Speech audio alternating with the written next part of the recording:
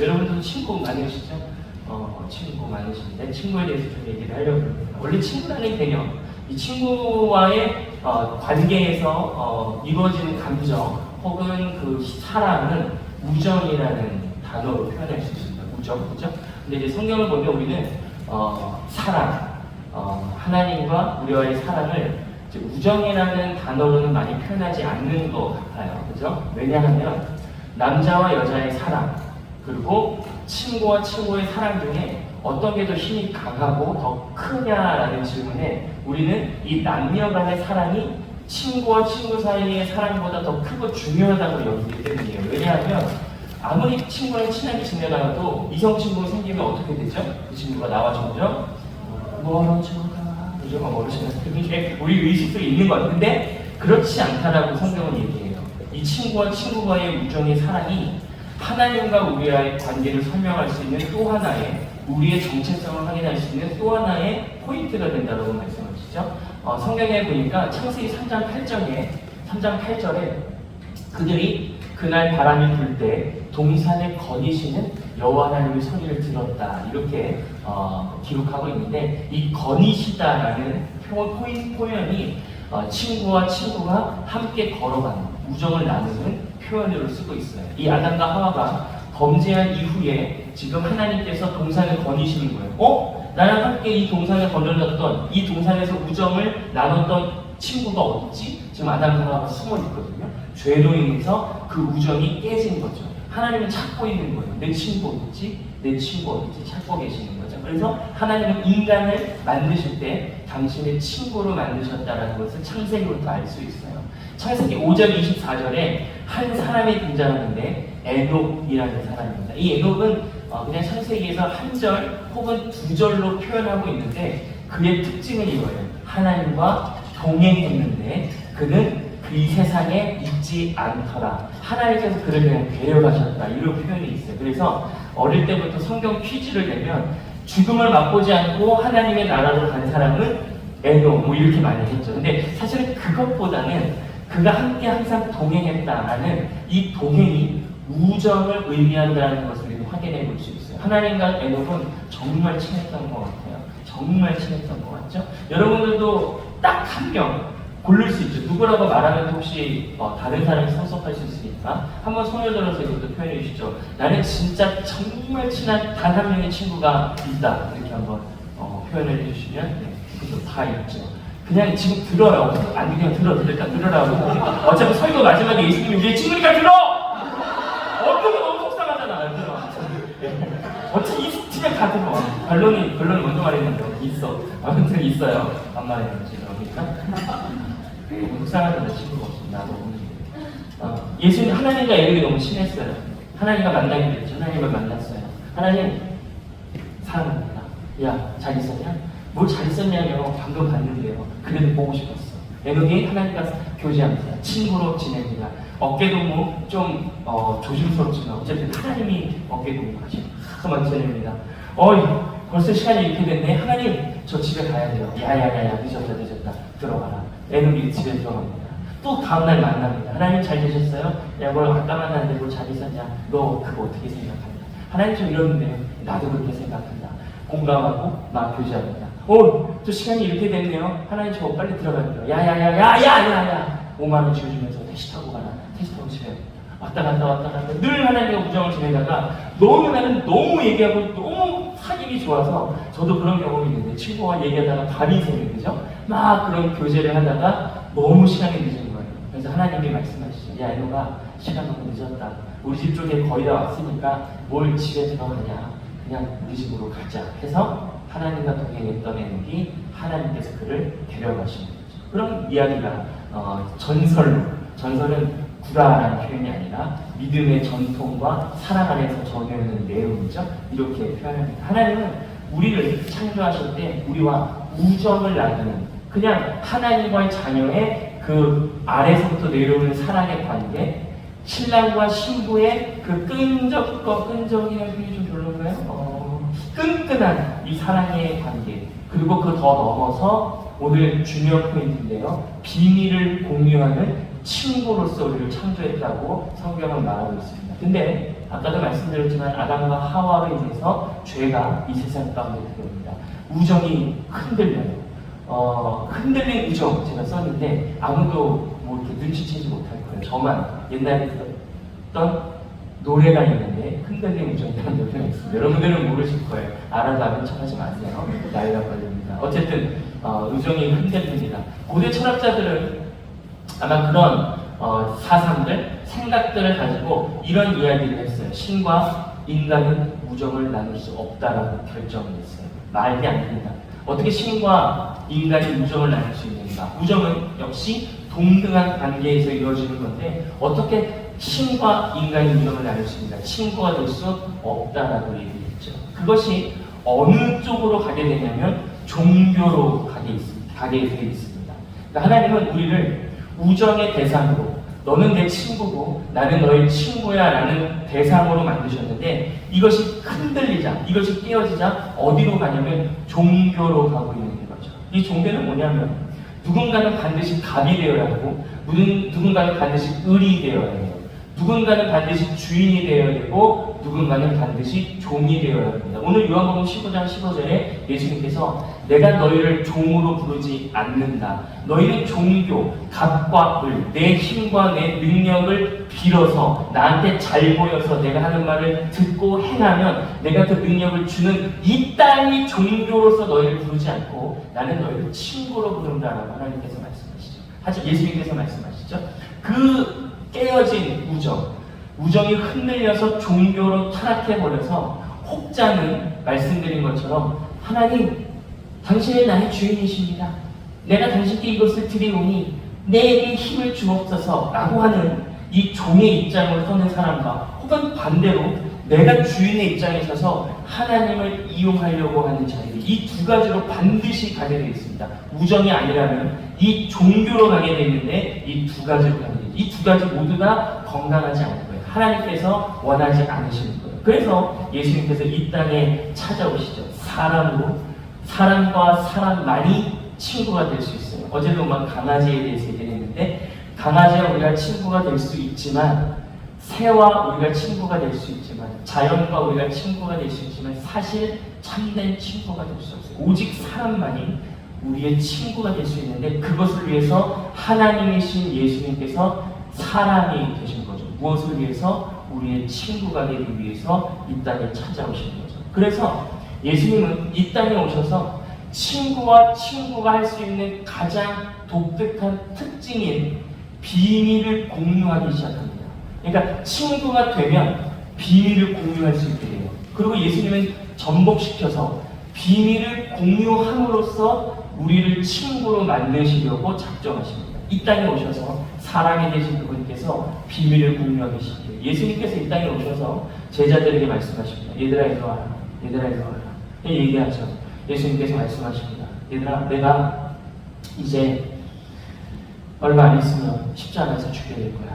그리고 얼마 안 있으면 3일 후에 내가 부활해야 될 거야 라고 예수님께서 말씀하십니다. 이 비밀을 공유해 주세요. 근데 제자들이 그 비밀을 듣고도 이해하지 못해요. 깨닫지 못하고 그 비밀에 대해서 함께 예수님과 공유하지 못하죠. 예수님께서 이제 이 비밀을 공유한 친구인 제자들에게 내가 이제 이 길을 가게 됐어. 이 비밀을 이제 하나씩 해나가기 시작했어. 너희들이 나를 위해서 기도해 줄 수 있겠니? 라고 말씀하십니다. 근데 예수님의 제자들이 예수님께서 기도하시는 그 순간 이 비밀, 십자가의 죽음과 부활로 나아가는 이 발걸음 가운데 단 한순간도 공감하지 않고 그 비밀에 대해서 깨닫지 못해서 예수님께서 죽을 힘을 다해서 기도하실 때에 이 제자들은 잠을 잡니다. 전혀 이 비밀을 공유하지 못하죠. 오히려 제가 오늘 이렇게 썼는데요. 예수님은 거룩한 비밀로 우리를 친구로 초청하시는데 그들은 계속해서 거룩한 비밀을 소유하려고 해요. 예수님의 제자들이 계속해서 어떤 생각을 했냐면 서로 수근거리기 시작합니다. 야, 예수님을 보니까 사람들을 막 먹여 살리고 앉은 자를 일으키고 눈먼 자를 눈뜨게 하고 문둥병을 고쳐내시는데 힘이 있으실 것 같아. 그분이 언젠간 이 이스라엘의 왕이 될 텐데 그때 누가 도대체 그분의 오른쪽과 왼쪽, 뭐 국방부 장관, 총리, 주요한 요직에 들어설 것인가에 대해서 계속해서 서로 이야기를 합니다. 내가 좀 해야 되지 않겠어? 내가 좀 그 일을 해야 되지 않겠어? 라고 서로 이야기하기 시작합니다. 그것이 비밀이죠. 너랑 나랑만 알자. 심지어 어떤 제자들은 자기의 엄마를 통해서 예수님께 청탁합니다. 예수님, 당신이 이 나라의 왕이 되었을 때 내 아들을 당신의 오른쪽에 그리고 왼쪽에 서게 해주세요. 예수님께서 놀라운 말씀을 하십니다. 너 그거 감당할 수 있겠냐? 너 그거 감당할 수 있겠냐? 내가 십자가에 달릴 때, 비밀이죠? 십자가에 달릴 때 너 그 오른쪽과 왼쪽에 달리게 달라고 감당할 수 없을 거라고 예수님께서 오히려 다른 얘기를 하시죠. 제자들은 계속해서 예수님의 거룩한 비밀을 공유하고 예수님의 비밀에 참여하지 못하고 계속해서 거북한 비밀을 유지하고 소유하는 데에 달려가고 있어요. 이 거북한 비밀을 제가 리더십 리트릿을 위해서 공부하다가 책을 좀 보게 됐는데, 거북한 비밀은 험담이다라고 이렇게 설명하는 것을 제가 들었습니다. 친구와 친구를 사귀는데 여러분, 비밀이라는 것은 그 친구와 친구를 묶어주는 힘이 있어요.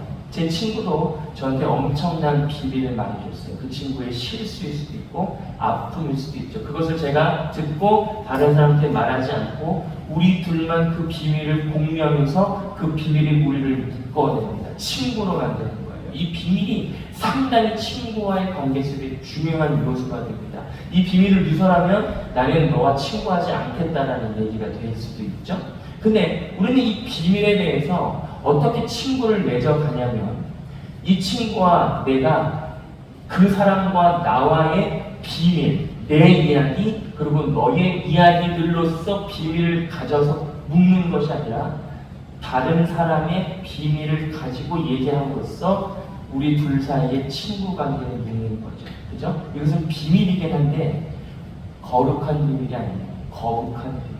다른 사람의 험담, 다른 사람의 약점을 가지고 나도 손해보지 않고 너도 손해보지 않는 그 안전장치 안에서 다른 사람의 험담을 통해 우리가 비밀을 가지고 친구로 맺자라고 해야죠. 이 예수님의 친구들이, 예수님의 제자들이 그랬던 거죠.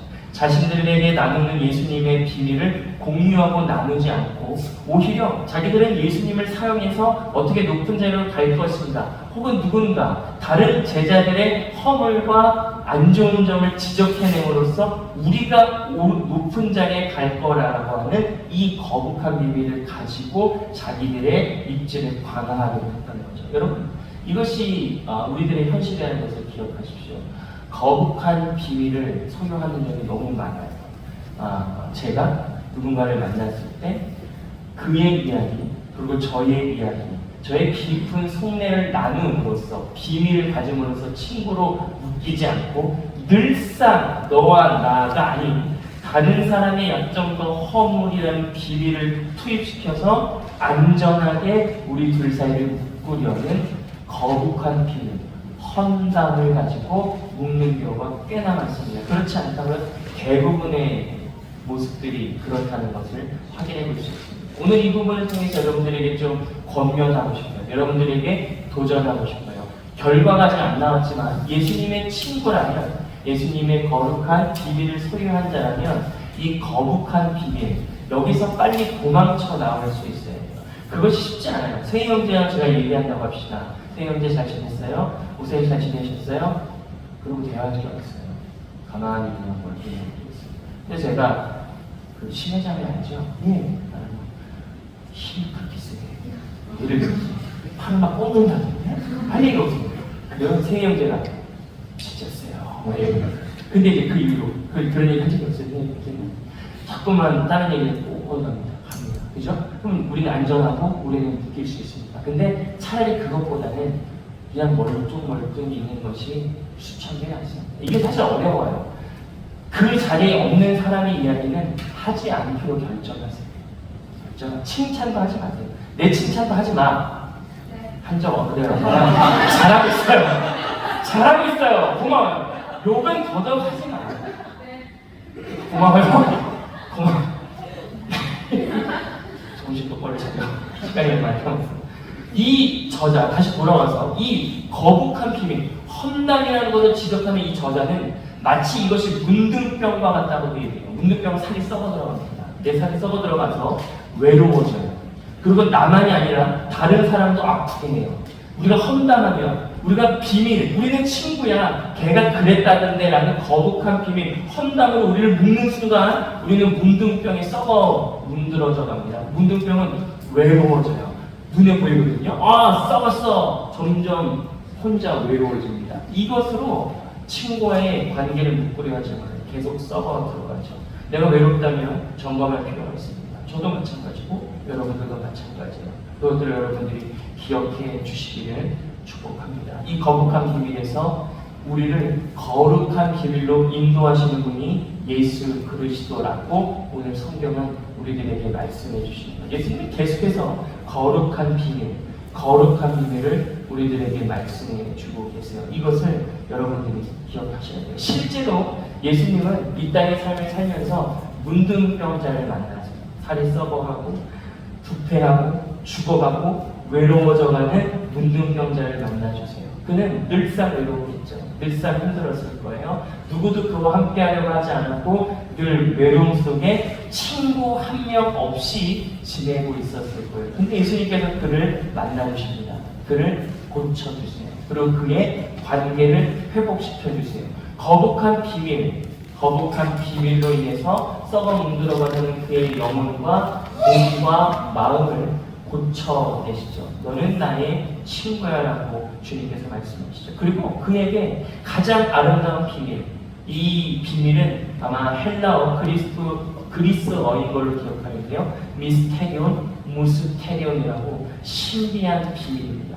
가장 아름다운 비밀, 세상은 알 수 없는 하나님이 인간이 되어주셔서 인간의 친구가 되기 위해 십자가에 달려서 자기 친구를 위해 목숨을 버리는 이 비밀을 예수님께서는 그들에게 알려주시고 우리들에게 알려주시고 우리를 새롭게 해주시는 거죠. 이런 시간들이 지났습니다. 예수님께서 거룩한 비밀을 갖고 있는 예수님의 제자들, 나는 거룩한 비밀을 주고 싶고 그 비밀을 공유하면서 다른 누군가가 뭐라고 해도 너는 나의 친구야 라고 말하고 나는 그들의 친구야 라고 말하고 싶은 주님께서 끝까지 그 거룩한 비밀을 가지고 십자가의 길을 걸어가십니다. 하지만 계속해서 이 제자들은 거룩한 비밀, 험담, 그죠? 문둥병과 같은 영혼의 문둥병을 가지고 계속 반대로 걸어가기 시작합니다. 예수님께서 십자가에 달리시기 전에 드디어 이런 사건이 일어났어요. 밤늦게 이제 기도하고 이제 툭툭 털고 일어나시는데 저 끝에서 가룟 유다라는 사람이 예수님의 제자, 오늘 표현으로는 예수님의 친구가 찾아옵니다. 예수님의 친구가 찾아와서 이 볼에 입맞춤이다. 이 입맞춤이라는 것은 더 깊이 의미로 들어가면 예배하다 이런 뜻이 있어요.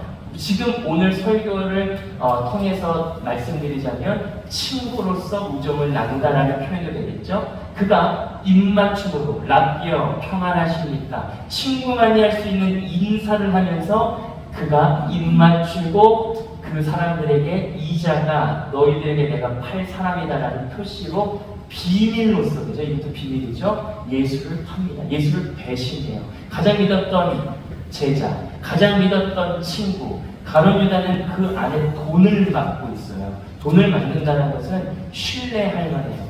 올해 우리 청년부 회계가 뭐죠? 예수잖아요. 너무너무 훌륭해요. 신뢰할 만해요. 그래서 이 모임에서 그 회계라는 자리는 신뢰할 만하다는 그런 자격이 있어요. 가룟 유다가 그랬던 거죠. 근데 예수님을 단번에 배신합니다. 시간이 지납니다. 예수님께서 많은 율법학자들과 제사장들과 많은 사람들 앞에 신문을 였습니다. 고통을 당합니다. 그 순간 베드로가 예수님을 따라가죠. 친구기 때문에, 친구가 되고 싶기 때문에 예수님을 따라갑니다. 사람들이 얘기해요. 야, 너 쟤랑 같이 있었던 애 아니냐? 그죠? 밤에 이야기합니다. 베드로가 얘기합니다. 나는 그런 적이 없다. 저 사람은 죽어마땅하다라고 저주를 합니다. 거북한 비밀이죠. 그 질문하는 사람과 베드로가 예수를 험담함으로, 예수를 뒷담화함으로, 그는 죽어야 돼라는 이야기를 함으로 그 거룩한 비밀로서 친구가 되죠. 그죠? 그리고 그때 당시 헤롯이라는 왕이 있었어요.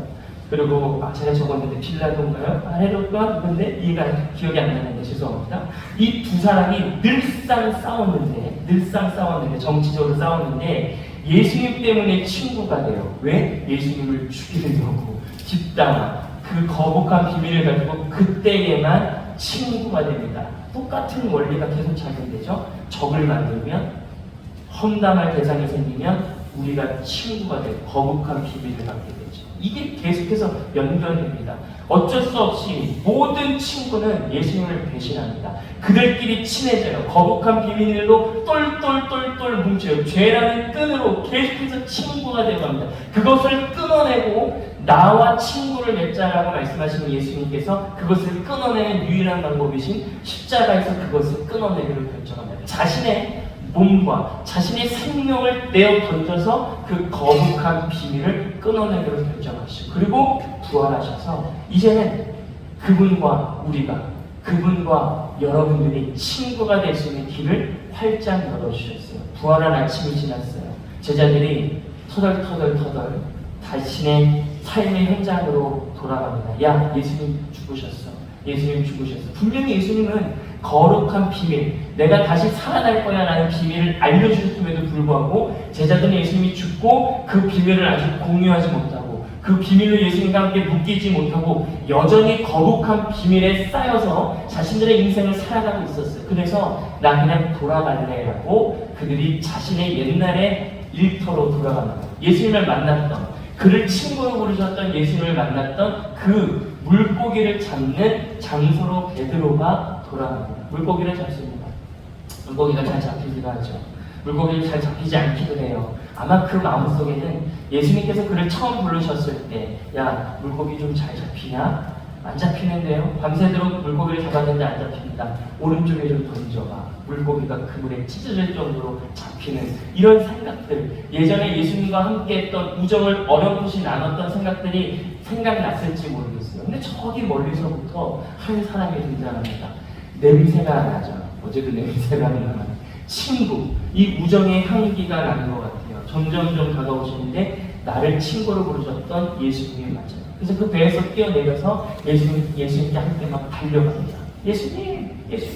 예수님께서 베드로야 잘 있었냐? 라고 말씀하십니다.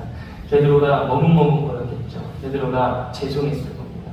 베드로가 너무 성부했을 겁니다.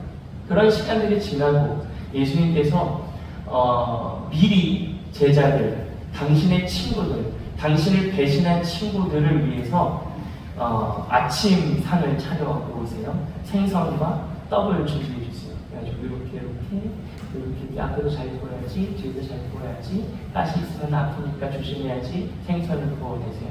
그리고 베드로에게 말씀하시죠. 야, 너 밥 먹었니? 아침밥 먹었니? 이렇게 물어보십니다. 베드로가 안 먹었습니다. 그냥 밥 먹어라. 이렇게 하시죠. 이런 이야기들이 성경에 기록되어 있습니다. 제가 이 본문을 묵상하면서 이렇게 좀 생각을 했습니다. 배신한 친구의 아침상을 차려주는 것, 그것이 신앙이다. 우리를 친구로 부르시는 주님의 마음이다라는 것을 제가 깨닫게 됩니다. 오늘 아침에도 너무너무 밥이 맛있었어요.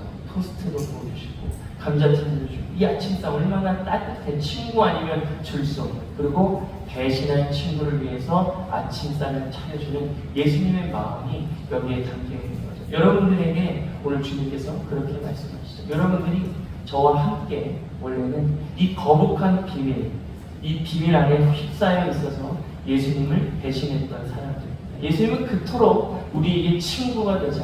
하나님과 에녹이 그랬던 것처럼, 하나님과 아담과 하와가 그렇게 친구와 우정을 쌓았던 것처럼 우리가 그 자리로 있기를 주님께서 원하셨는데 우리는 늘상 그런 자리를 거절했어요. 근데 예수님께서는 이제 다시 우리들에게, 배신한 우리들에게 아침상을 차려주시면서 야, 너 이거 먹어라 라고 말씀하시고 이제는 그 길로 가지 말고 내 친구의 그 자리로 걸어가라고 주님께서 말씀하시죠. 이 말씀을 마무리하면서 제가 좋아하는 C.S. 루이스의 말을 하나 인용하고 싶습니다. C.S. 루이스가 이렇게 얘기했어요.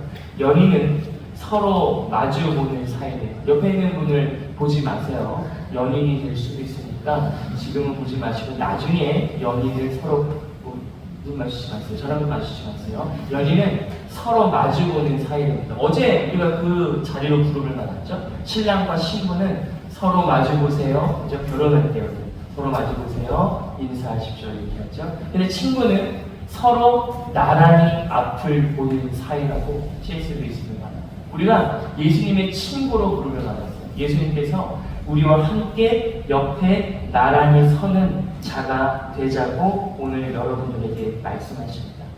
구약성경에 보니까 친구라는 단어가 늘 등장하는데 예수님 하나님께서는 모세와 친구처럼 대화했다라고 이렇게 표현하고 있습니다. 여러분, 친구의 아름다운 모습 중에 여러 가지 중에 하나는 이야기를 하는 거예요. 여러분, 친구와 이야기하는 것이 얼마나 즐거워요.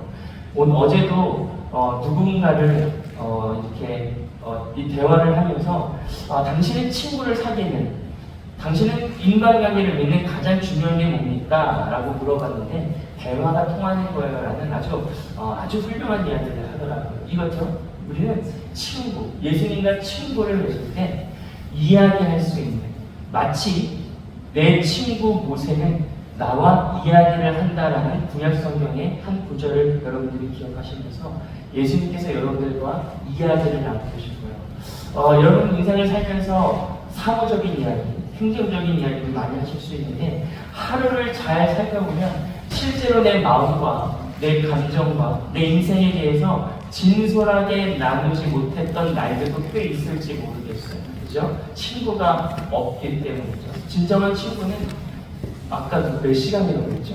누가 4시간?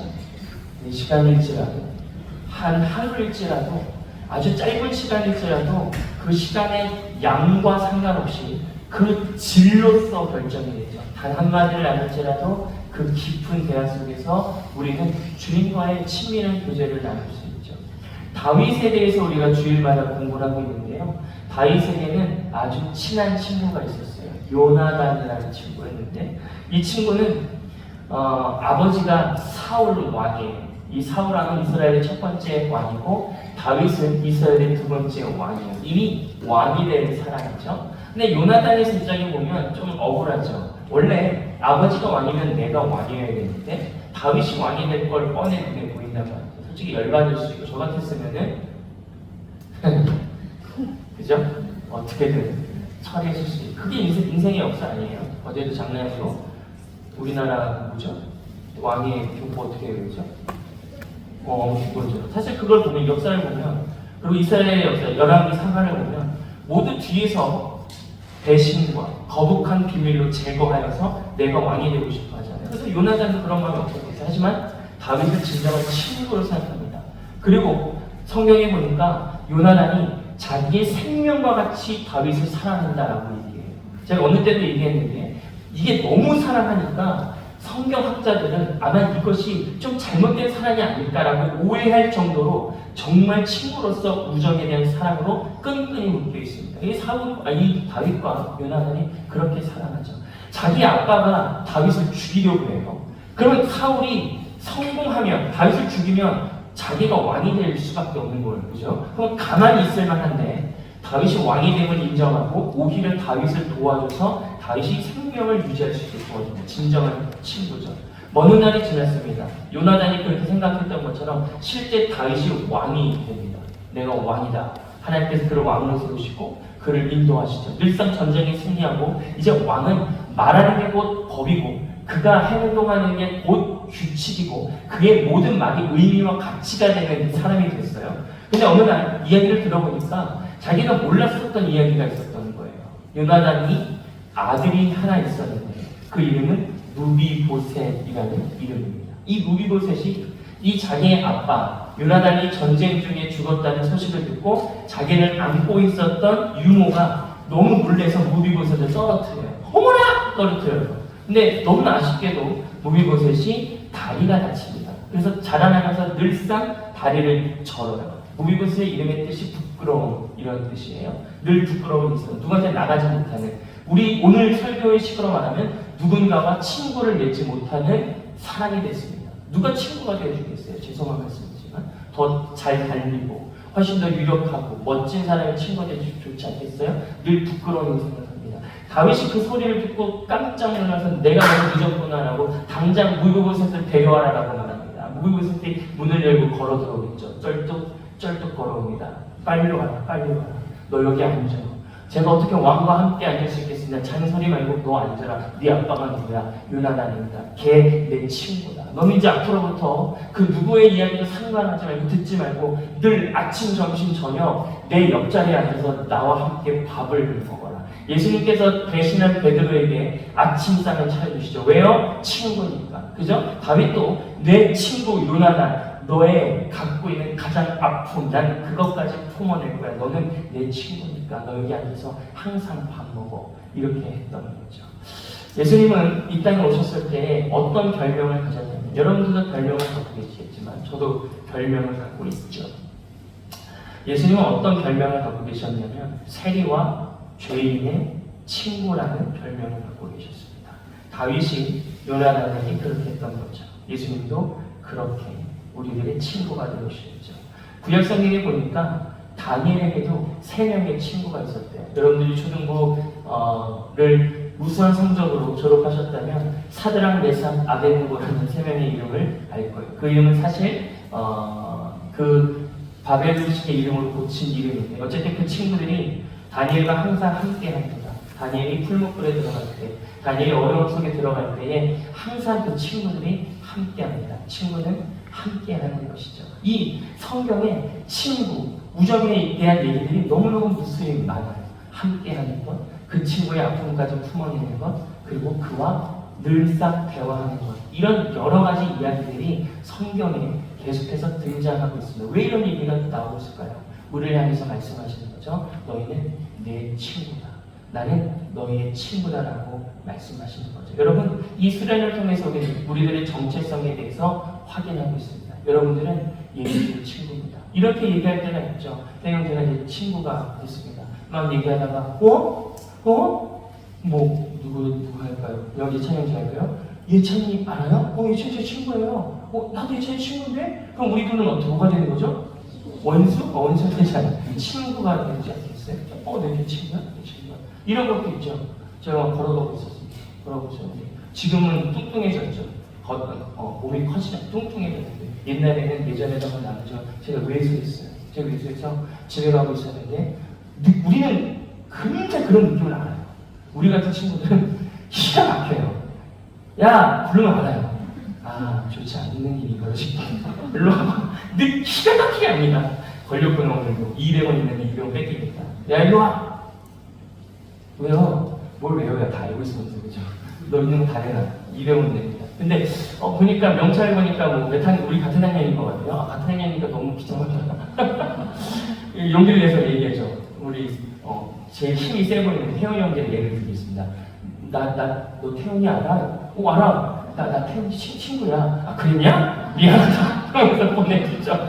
걔네 친구야. 그럼 끝나는 거예요. 그죠? 여러분? 이해되세요? 여러분, 예수님이 여러분들의 친구시랍니다.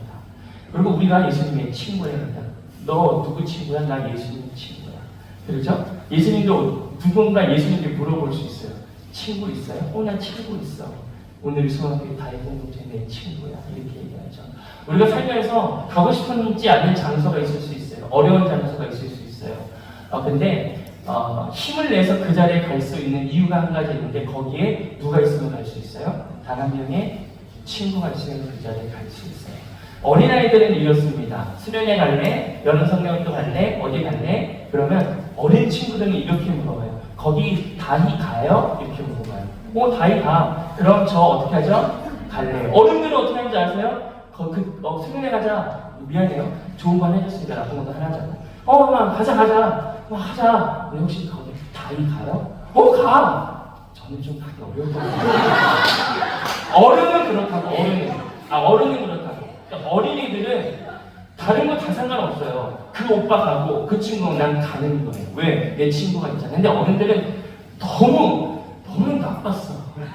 다 좋아도 걔 가는 거 아니야. 이게 이거 어른 아니에요. 이거 친구 관계 아니에요. 근데 예수님께서 뭐라고 말씀하시냐면 천국은 어린아이들과 같은 것이다.